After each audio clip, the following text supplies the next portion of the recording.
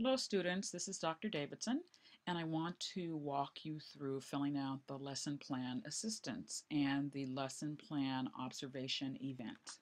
So they're both located in the same portion of your website, and we'll start here at the home page. So once you're here, you'll go over into where it says My Work.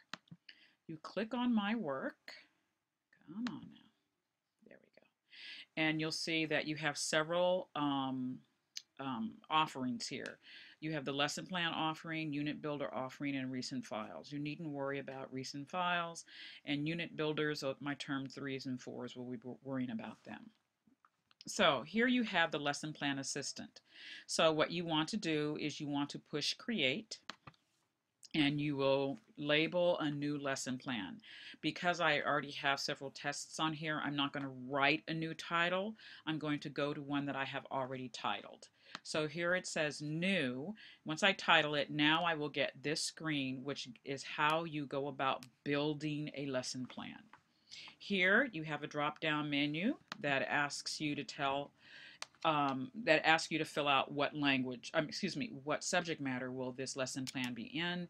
So let's say it's going to be in, let's see what I wrote down here, in language arts. Okay, so we've got language arts, and I just click that and then I save it.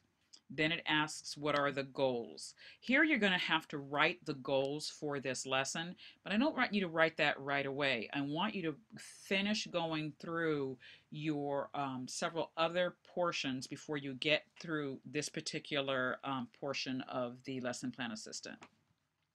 Additionally, it also talks, so we're going to close this for right now because we're not going to put anything in there. And it asks for concepts and skills. Again, I don't want you to write anything just yet. And the reason is that you can't really know what those are going to be until you come over here and know what standard you are going to write this to. Now, you will always be looking at two standards. If you are a term 1 student, you will be looking at, for the module 2, only the standard that is called the content standard. Once you have completed module 3, you will also be looking at the English language development standards. Now, you are not required to have an English language development standard until after you have completed module 3.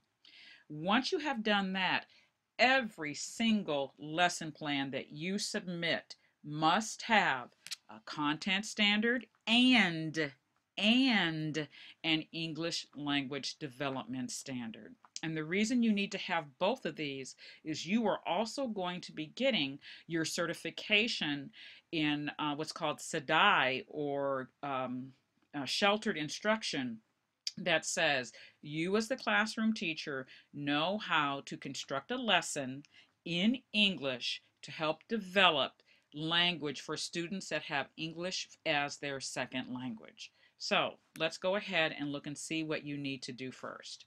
First, you open up Edit, and then you decide what your grade level is, and you can go here. It says select standard. Okay, so we're going to be looking at the California content standards. These are the academic standards. They're the first standards you're going to look at.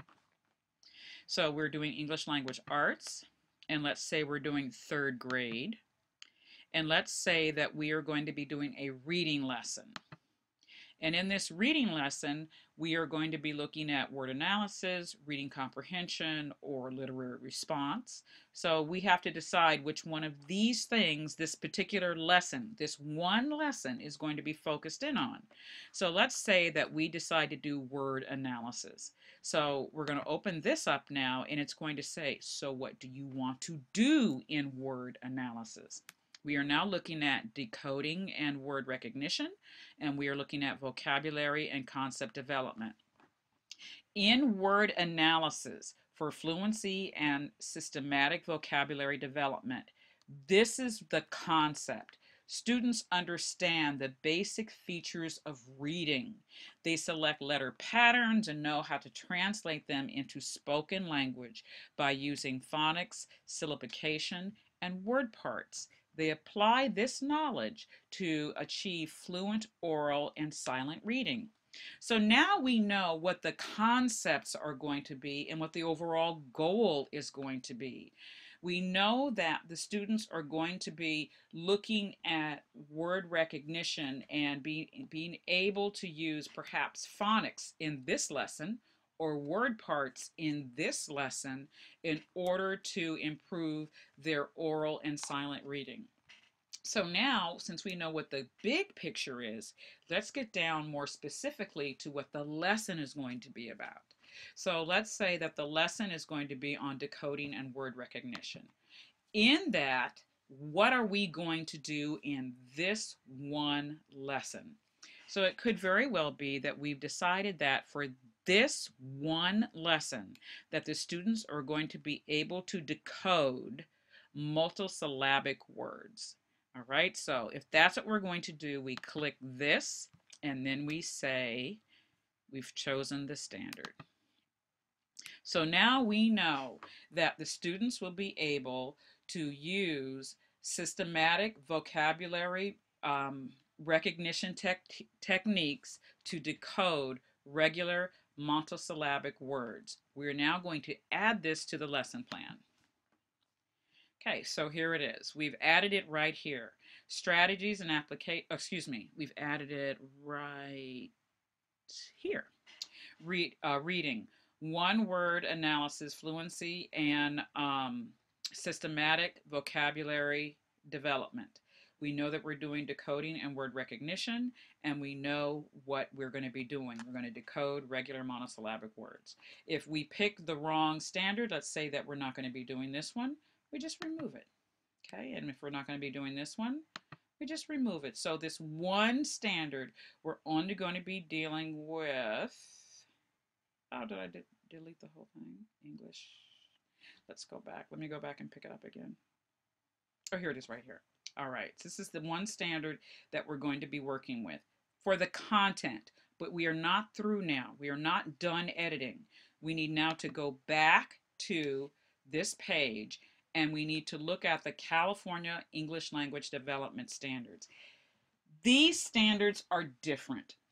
These standards are talking about what it is a language learner is able to do when they're at a particular level of English proficiency. So, in order to promote language development, you have to force the use of language. And the only way to force the use of language is in these areas: listening and speaking, reading, and writing. Since we know we are going to be reading monosyllabic words, or excuse me, multiple syllabic words, and we're going to be speaking and listening those words, for this particular lesson, these two areas will be our focus for English language development. So let's first go here. We're going to click on this one. We're going to go into the grade level, and then we're going to look at the strategies and applications. Now, first we have to know where is this student on their language level. So let's just look at an intermediate student. Let's just go middle of the road. An intermediate student. Now, we've got comprehension and oral comprehension, organization, and delivery of oral communication. We have to decide which one of these two are most appropriate for this lesson on being able to decode monosyllabic words. So we're going to look here and let's see if this one works. Makes oneself understood when speaking or using consistent standard English grammatical forms? Maybe. Participate in social conversation with peers and adults on familiar topics? Well, if we give them these words and we ask them to use these words in a conversation, that might do it. Retell a story about school-related activities or expand vocabulary, descriptive words, or paraphrasing. That might be how we ask them to use this language. Or, let's see what it says here for comprehension. Ask and answer instructional questions with some support elements. Maybe you ask them to use the phonics that they've learned in order. You ask them a question about what the sound is in a particular syllable, and they're able to do that. I'm not sure. Or they listen attentively to a story or information and identify important details or concepts. So maybe this is during direct instruction, you were telling them how to do this, and they're going to repeat back to you what you've told them. I don't know. It all depends on how you see yourself structuring the lesson. So, just for the sake of doing this, I like this one better because I think it's more interactive. So I'm going to put them in social conversation. And what I'm going to say is these students are going to be able to use these monosyllabic words in a social conversation with their peers. So that means in this lesson, I have to have an element of that. So I'm going to add this. For that, so that was for the listening and speaking. I'm going to add this one, but I need to go back for one more, and that is for the reading, because they're going to have them do some reading. And this, we're going to look at vocabulary development and their early intermediate. And I'm going to use this along with this. They're going to use content-related vocabulary in discussion or reading.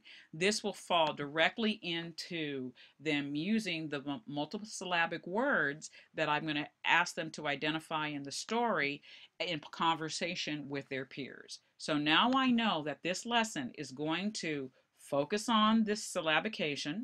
It's going to have the element of conversation, and that the students are going to use specific words from a story in context with their peers. All right? So now that I know that, I can go back up here. So what is the goal of this lesson? What, oh, excuse me, I have to close this, or won't let me do it. Okay. So now the goal of this lesson is for the students to be able to have a conversation using multiple syllabic words with their peers. That's the goal of this lesson, and I would write that here. Then, what are the concept and skills? They're going to be using phonetic understanding in order to break down these words, and they're going to be able to use these words in a conversation, oral conversation for fluency with their peers. So those are the concepts and skills that they're going to be using. I write that in this section. Now I have what is called, I'm aligning my standard to the lesson. You can't fill this part out unless you know what this part is. So now that we know what the standard is and that alignment, we now go to the grade level that this applies to. This is out of order because you could not have done this unless you knew this, so it's the 3rd grade. All right, and then we have the content objective. Now, I will get into how to write the content objectives and so on later, but what happens is you go back to your standard and you find out what is it that I'm going to have them do, and then you write that objective here. And then lastly, you write your language objective and you write that objective here. So I will get into that later because I don't want to make this video too long. So this particular one is showing you how to go about identifying the first portion of the lesson plan. Now, I'm going to close this particular video and I'm going to get into a part 2, which is going to look at taking the standard and aligning it to the content objectives and the language objectives. And once we've done that, then we can get into understanding about the students and writing the lesson. So thank you very much. I appreciate your time and I look forward to seeing you. Goodbye.